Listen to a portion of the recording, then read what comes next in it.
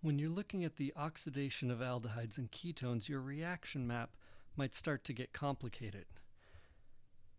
Because you can have, well, alcohol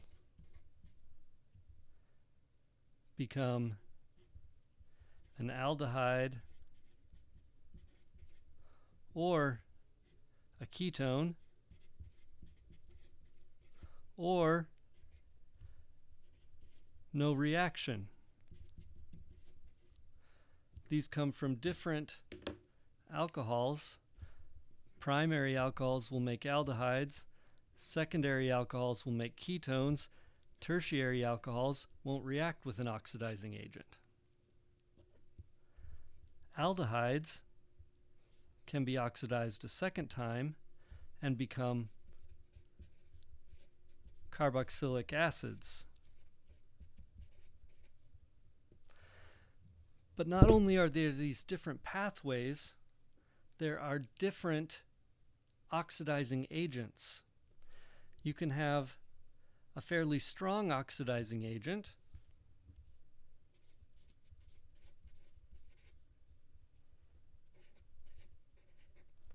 like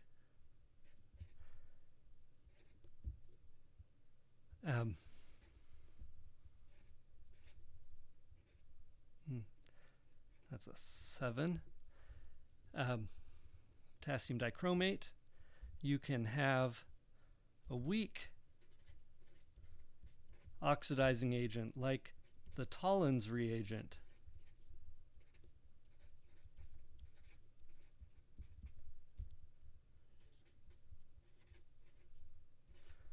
Silver oxide and ammonia or ammonium hydroxide. And they will do different things. The Tollens reagent, let's make that a T in brackets, not a standard abbreviation, but to add it on, Tollens reagent will do this reaction of an aldehyde to a carboxylic acid, but it will not take an alcohol to an aldehyde. So a Tollens reagent will only do this reaction, whereas our stronger oxidizing agent will do any of these three reactions. So the reaction map has gotten more complicated here. You may or may not have to worry about that depending on the level your course goes into the detail. If it goes into even more detail, then there are even stronger oxidizing agents that can cause reactions that I've not shown here. So that's something you should know if you're, depending on the depth your course is going. So this is as deep as I'm going in my course. So your reaction map should account for these things, a strong and a weak agent, where the weak agent will only take you from an aldehyde to a carboxylic acid. We'll only do this reaction here with the Tollens reagent or with silver oxide and ammonium hydroxide.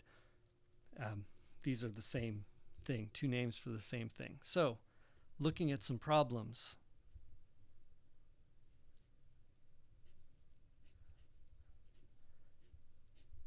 Given this reaction, there's a benzene ring, there's a ketone attached to it, and we're asked, will this react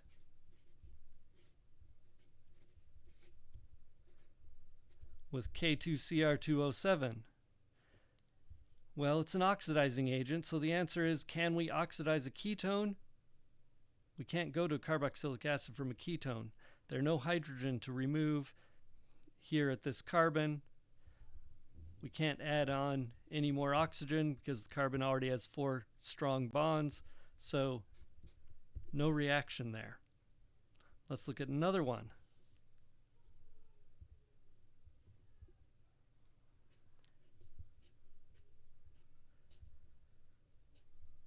This time we have cyclohexanol. We want to react that with our Tollens reagent that we're using this non-standard abbreviation for. Look up at our map. Alcohol can be oxidized to a ketone, but the Tollens reagent will only do aldehyde to carboxylic acid. So no reaction there either. Third example.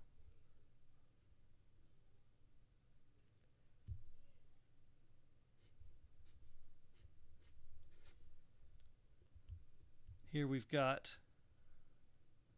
an aldehyde that we want to use the Tollens reagent on, silver oxide, and ask what it becomes. In this case, that can make a carboxylic acid.